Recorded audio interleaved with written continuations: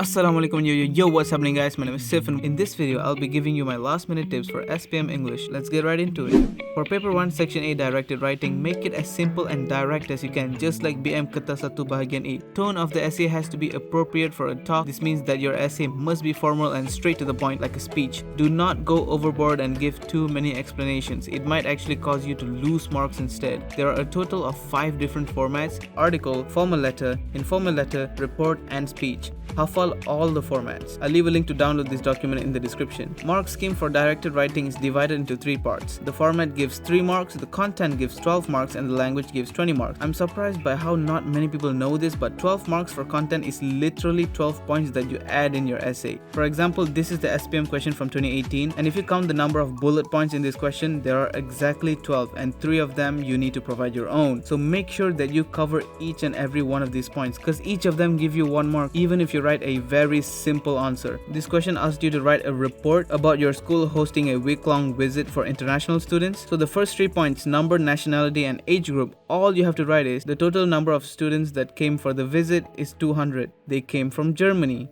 hence they are German. The age group of the students ranged from 18 to 20 years old. And just by writing those 3 very simple sentences, you've got yourself 3 marks. So make sure to write at least 12 points. You can write more if you want, but minimum 12. And that's all my tips for section A. Remember to keep it simple and only use a maximum of 35 minutes.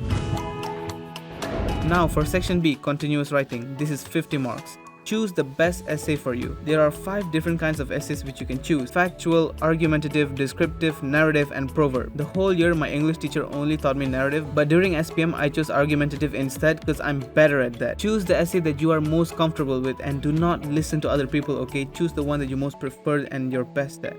And write a good title. A good title gives a very good first impression for the examiner, so it's kind of important. During my SPM, the question was, which do you think is more important, money or health? Compare the two and decide if one is more important than the other. Give your reasons. And the title that I recommend for this is Health or Wealth, which is vital. It's not an extraordinary title, but it's more interesting than what most people would write, and that's good. And don't forget to write a framework or rangka karangan before you start writing your essay. I've explained to you guys in my BM video of how important this actually is. Basically, write down all your points and special phrases that you can think of. I have a document that has loads of special phrases such as dialogue, idiom, proverb and words that make sound. I'll leave a link to download that file in the description as well. Other than this, I don't really have other tips, but I've created a playlist full of very useful videos by other YouTubers and I highly recommend you to check it out. Link is also in the description.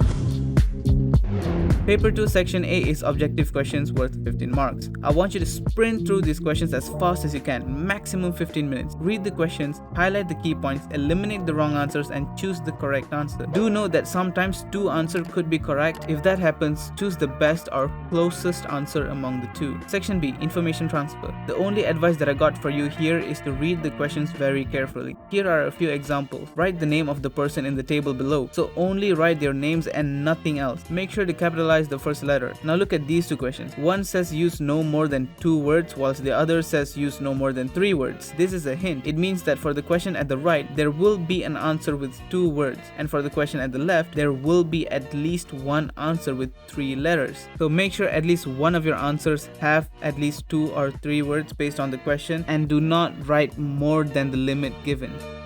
For section C, which is comprehension and summary, I don't have any good tips to give, but I have compiled these notes which I find very useful. I'll add this in the Google Drive link as well. If you're not good at summary writing, don't worry, I'll leave links to 3 videos which I found very useful in the description down below, and I'll also add them in the playlist. Watch their videos and I'm sure you'll be fine. Last but not least, section D. We all know that there are only 4 poems, so my advice for you is to master all of them, because I can't really predict based on the past data. As always, I'll add notes for all 4 poems in the Google Drive link for you to refer to as well. For novel, always remember to write a very simple intro. For example, the question asked to identify one character in the novel that you admired the most. So in the intro, I wrote, based on the novel Dear Mr. Kilmer by Anne Schraff, the character that I admired the most is Richard because blah blah blah. Also, for the examples of events that you give, make sure to give them in chronological order. Follow the flow of the story. And as always, plan before you write your answer by making a draft. It helps a lot, trust me. And that's about it. This is a really short and late video. I'm really sorry guys. 3 videos in 3 days is exhausting. Anyways, I hope these small tips bump up your marks a little. Good luck guys, the war is on now. My next video will be for paper 3, so subscribe if you're into that. Till then, as always, aim for the best, never settle for less, and let God handle the rest. Peace.